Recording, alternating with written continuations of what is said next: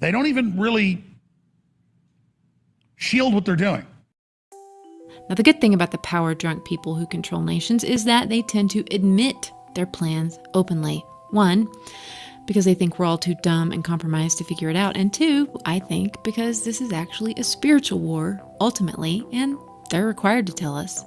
But regarding their open admittance of their plans, we're going to go ahead and look at that document that was released 10 years ago, 2010, that openly states different scenarios that could feasibly lead to the technologically controlled world that they want to see become reality. They, in this case, are those behind Foundation, which, by the way, is the same group that seeded not only the United Nations, but as well the World Health Organization.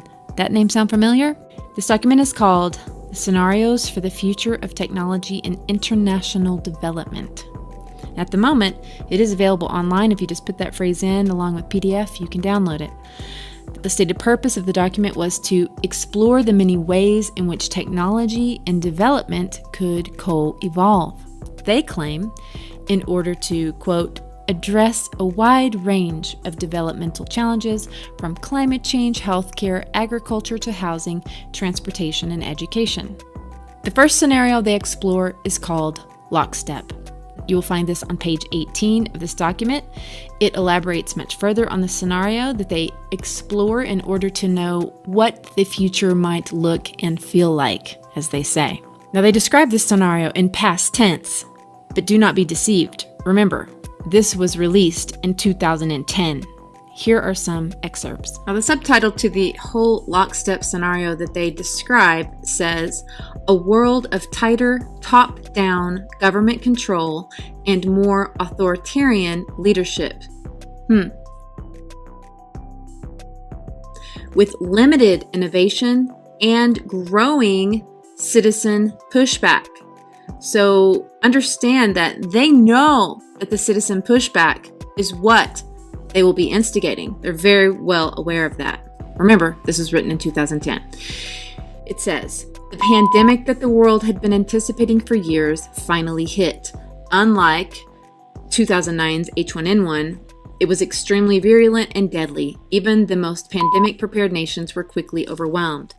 The pandemic also had a deadly effect on economies. Now remember, why is it having an economic impact? Why? That we now know is on par with the seasonal influenza? Or is it because of the rules that very organization has imposed as a result of what they said needed to happen? It's a very important point. It says it had a deadly effect on economies. This is what they wanted. International mobility of both people and goods screeched to a halt, debilitating industries like tourism, breaking global supply chains. Food supply chains, anyone, perhaps? Even locally, normally bustling shops and office buildings sat empty for months, devoid of both employees and customers. It blanketed the planet, they say. Even in developed countries, containment was a challenge, right? That's how they want to portray it in the media that they also control. However, a few countries did far better. China, in particular, the Chinese government, quick imposition and enforcement of mandatory quarantine for all citizens, as well as its instant and near hermetic sealing off of all borders, saved millions of lives, they say, stopping the spread of other countries.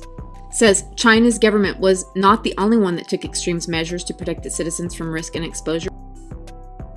Around the world flexed their authority and imposed airtight rules and restrictions, from the mandatory wearing of face masks to body temperature checks at the entries to communal spaces like train stations and supermarkets. Are we seeing this? Yeah, absolutely. This more authoritarian control and oversight of citizens and their activities stuck and even intensified. Leaders around the world took a firmer grip on power. Again, this is what they want to see happen. At first, the notion of a more controlled world gained wide acceptance and approval. Right here in America, I would agree. Citizens willingly gave up some of their sovereignty and their privacy, even eager for top-down direction and oversight, and national leaders had more latitude to impose order in the ways they saw fit. In developed countries, this heightened oversight took many forms. biometric ID for all citizens, for example, and tighter regulation of key industries. Keep your eye on the food, guys, because that's the one they really want to take down, in my opinion. Tighter regulation of key industries was deemed vital for national interests. Enforced cooperation with a suite of new regulations and agreements slowly but steadily restored both order and, importantly, economic growth. Remember, one of the main proponents of this whole thing that we're seeing speak out is Bill Gates. And what is he saying that we need to do before order and economic growth can come back, before we can go and hang out in groups again? What is he saying that we need to do? For the world at large, normalcy only returns when we've largely vaccinated the entire global population. Do you see this biometric ID for citizens? And what is Bill Gates saying needs to happen in order for us to get that sort of thing? Not that any of us actually want it. It goes on to say, in the developed world, the presence of so many top-down rules and norms greatly inhibited entrepreneurial activity. Scientists and innovators were often told by governments what research lines to pursue. It doesn't matter as long as people believe that it's possible.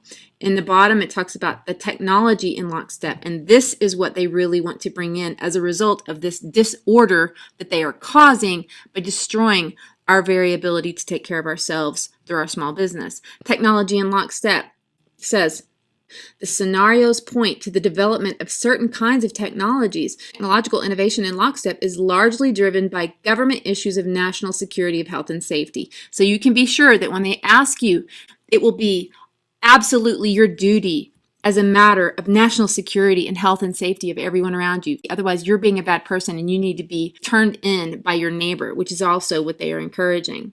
Shaped by government's dual desire to control and monitor their citizens. It's all about control.